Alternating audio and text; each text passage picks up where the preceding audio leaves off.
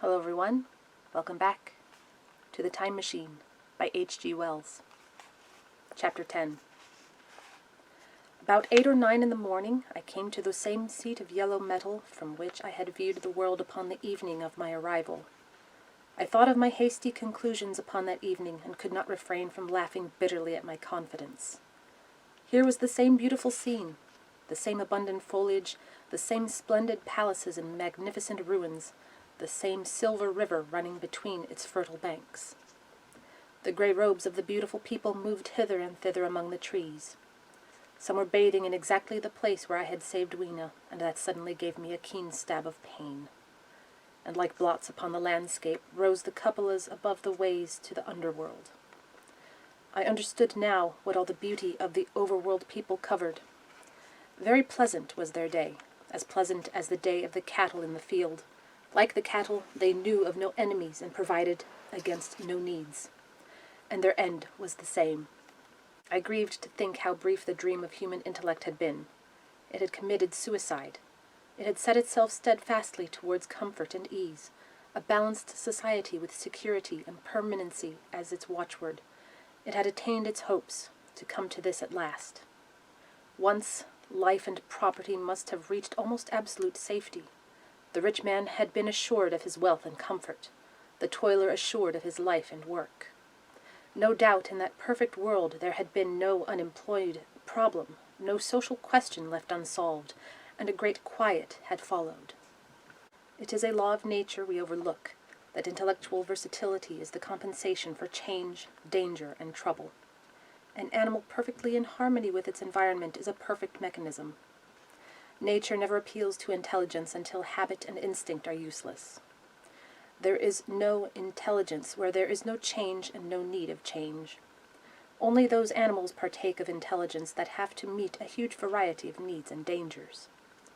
So, as I see it, the upper world man had drifted towards his feeble prettiness, and the underworld to mere mechanical industry.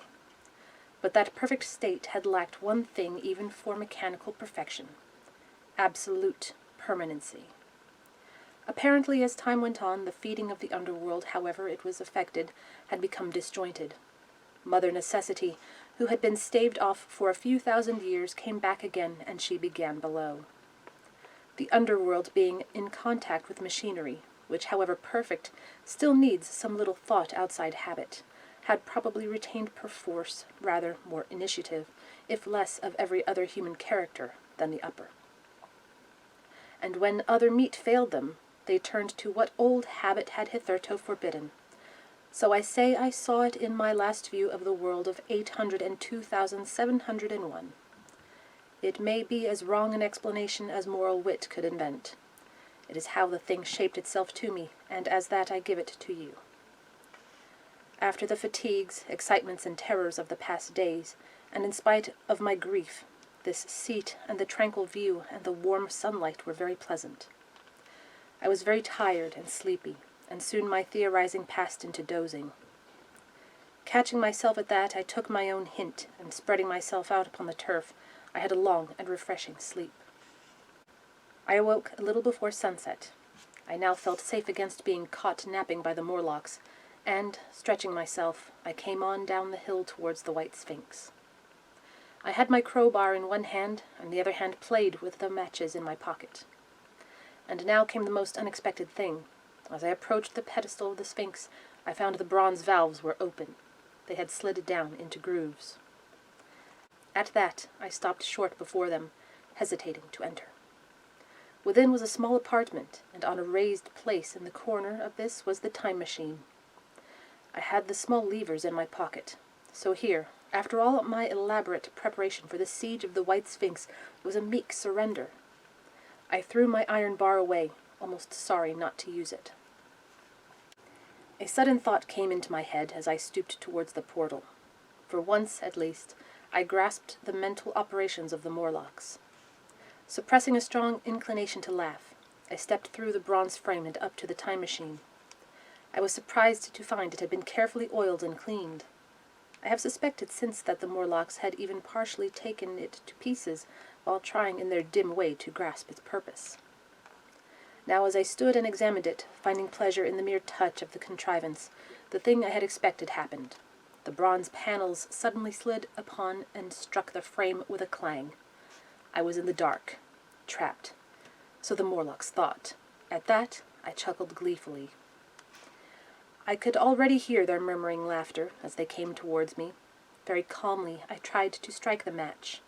I had only to fix on the levers and depart then like a ghost. But I had overlooked one little thing. The matches were of that abominable kind that light only on the box. You can imagine how all my calm vanished. The little brutes were close upon me. One touched me. I made a sweeping blow in the dark at them with the levers, and began to scramble into the saddle of the machine. Then came one hand upon me, and then another. Then I had simply to fight against their persistent fingers for my levers, and at the same time feel for the studs over which these fitted. One, indeed, they almost got away from me. As it slipped from my hand, I had to butt in the dark with my head. I could hear the Morlock's skull ring to recover it. It was a nearer thing than the fight in the forest, I think, this little scramble. But at last the lever was fixed and pulled over. The clinging hands slipped from me. The darkness presently fell from my eyes. I found myself in the same grey light and tumult I have already described.